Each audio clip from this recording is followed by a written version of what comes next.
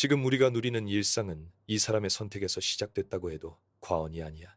이번 이야기는 대한민국이 어떻게 살아남았는지에 대한 이야기야. 그리고 그 과정을 가볍게 왜곡해서 소비하는 게 왜 위험한지에 대한 경고이기도 해. 박정희. 이 사람 이름 앞에 수식어는 항상 많아. 독재자, 영웅, 군인, 경제 대통령. 근데 오늘은 그거 다 내려놓고 이 사람이 어떤 구조를 만들었고 그 구조가 어떤 결과를 냈는지만 보자. 1961년 대한민국은 진짜로 바닥이었어. 가난했다는 말로는 부족해. 나라에 돈이 없었고 기술이 없었고 자원이 없었어. 외화는 거의 없었고 수입은 막혀 있었고 먹을 걸 사올 달러가 없어서 굶주림이 반복됐어. 당시 대한민국은 세계 최빈국 리스트에 이름이 올라 있던 나라야. 이게 출발점이야. 박정희는 이 상황을 보고 되게 단순하게 결론을 내려. 이 나라는 선택지가 없다. 복지부터 불가능. 민간 자율에 맡긴다. 시간 없어. 그래서 국가가 전면에 나서 여기서 나온 게 경제개발 5개년 계획이야. 이건 그냥 정책 묶음이 아니었어. 국가 전체를 하나의 프로젝트로 묶은 설계도였어. 1차 계획의 핵심은 아주 단순해. 수출해서 달러 벌자. 뭘 수출하느냐? 기술 없어도 할 수 있는 거. 섬유, 의류, 신발, 가발. 지금 기준으로 보면 초라해 보이지. 근데 그때는 이게 유일한 탈출구였어. 국가는 방향만 제시한 게 아니야. 은행을 쥐고 있었고, 대출을 통제했고, 성과 못 내는 기업은 바로 배제했어. 열심히 해라가 아니라 결과를 내라였어. 냉정했지. 근데 이 냉정함이 기업을 미친 듯이 움직이게 만들었어. 수출이 늘기 시작해. 외화가 조금씩 들어와. 이걸로 다시 설비를 사고 공장을 늘리고 또 수출을 해. 이 선순환이 돌아가기 시작한 거야. 2차, 3차 계획으로 가면 판이 커져. 여기서 중화학공업이 등장해. 철강, 기계, 조선, 화학. 이건 민간이 감당할 수 있는 영역이 아니었어. 돈도 많이 들고 실패 위험도 컸어. 그래서 국가가 직접 판을 깔아 칠흑 갔던 1960년대 세계 최빈국의 가난을 지나 1970년대 들어서면서 판이 완전히 바뀌어. 이때부터 박정희의 머릿속엔 이런 그림이 있었어. 가벼운 물건 팔아서 버는 돈엔 한계가 있다. 무거운 산업으로 가야 한다. 그래서 나온 게 중화학공업화 선언이야. 솔직히 말해서 이건 도박에 가까웠어. 철강, 조선, 기계, 화학, 전자. 돈도 기술도 경험도 부족한 나라가 세계 최상위 산업에 도전하겠다는 거잖아.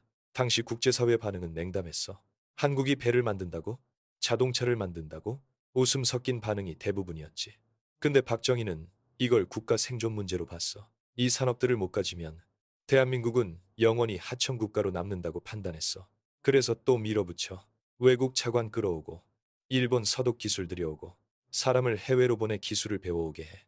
이때 독일로 간 광부, 간호사들 기억나지? 그 사람들이 벌어온 외화 하나하나가 대한민국 산업 자본의 씨앗이야. 조선업 이야기를 해보자. 울산에서 처음 배를 만든다고 했을 때 실제로 도면도 제대로 없었어. 그런데도 수주부터 따와 우리가 만들 수 있다고 먼저 말해버린 거야. 그리고 그 말에 맞게 사람들이 죽도록 뛰어. 지금 세계 1위 조선 강국 대한민국. 그 시작은 일단 해보자 였어. 지금 기준으로 보면 무모하지. 근데 그 무모함이 없었으면 오늘의 대한민국도 없어. 전자산업도 마찬가지야. 처음엔 다 조립이었어. 부품은 일본 거, 기술은 외국 거. 근데 조립하면서 배우고, 만들면서 익히고, 조금씩 자기 것으로 만들어. 그렇게 반도체까지 가는 거야. 이 시기에 대한민국은 말 그대로 공장에서 잠들고 공장에서 깼어. 주 6일 근무가 아니라 주 6일 반이 기본이었고, 야근은 당연했어. 지금 기준으로 보면 말도 안 되는 열악한 노동 환경이지. 근데 사람들 입에서 이런 말이 나왔어. 그래도 나라가 크고 있다. 우리 애들 때는 달라질 거다. 이게 얼마나 강력한 에너지인지 알아? 이 믿음 하나로 사람들은 버티고 또 버텨. 그래서 대한민국은 불과 수십 년 만에 세계 최빈국에서 수출 대국으로 올라가. 수출의 그래프 보면 진짜 말이 안 돼. 거의 수직 상승이야. 이걸 두고 어떤 사람들은 말해. 운이 좋았다. 시대가 도와줬다. 물론 국제 환경도 중요했지. 근데 운만으로는 설명이 안 돼. 그 시대 대한민국은 진짜로 모두가 한 방향으로 달렸던 나라였어. 물론 힘들었지. 엄청 힘들었어. 야근이 기본이고 주말도 없고 안전 그런 거 잘 없던 시절이야. 근데 이상하게도 그때를 기억하는 사람들 말 들어보면 다 이런 얘기해. 그땐 힘들었는데 그래도 희망은 있었어. 새마을 운동 기억나? 아침마다 노래 나오고 마을 사람들이 모여서 길 닦고 지붕 고치고 다 같이 움직였어. 지금 기준으로 보면 촌스럽고 강요 같아 보일 수도 있어. 근데 그때 사람들한테는 그게 내가 나라 만드는데 뭔가 하고 있구나. 이 감각이 있었어. 그래서 여기서 요즘 나오는 일부 드라마, 영화 얘기를 안 할 수가 없어.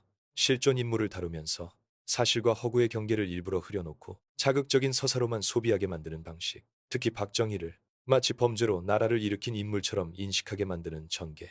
이건 단순한 해석 차이가 아니야.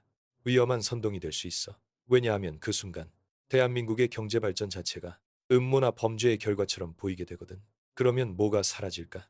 국민들이 흘린 땀, 새벽에 공장으로 향하던 발걸음, 독일로 떠났던 광부와 간호사, 새마을 운동 현장에서 손에 흙 묻히던 사람들의 이야기가 사라져.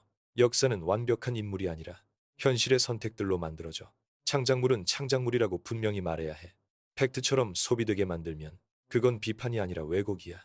박정희 시대를 무조건 미화하자는 말이 아니야. 유신체제, 장기집권, 민주주의 억압. 이건 분명한 과야. 근데 그 과를 말한다고 해서 공까지 지워버리면 우리는 아무것도 배우지 못해.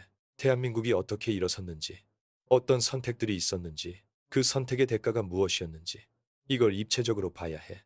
그 시절이 그리운 이유는 독재가 좋아서가 아니야. 가난해서도 아니야. 미래가 보였기 때문이야. 오늘보다 내일이 나아질 거라는 확신이 있었기 때문이야. 지금 우리는 풍요롭지. 근데 솔직히 말해보자. 미래가 보이냐고. 그래서 사람들이 그 시절을 자꾸 떠올리는 거야. 이 영상의 목적은 하나야.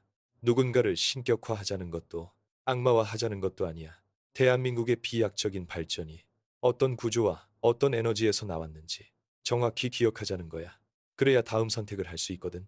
이 영상을 끝까지 보았다면 구독과 좋아요, 그리고 주변에 공유 부탁할게. 다음 영상을 만드는데 분명 큰 힘이 될 거야.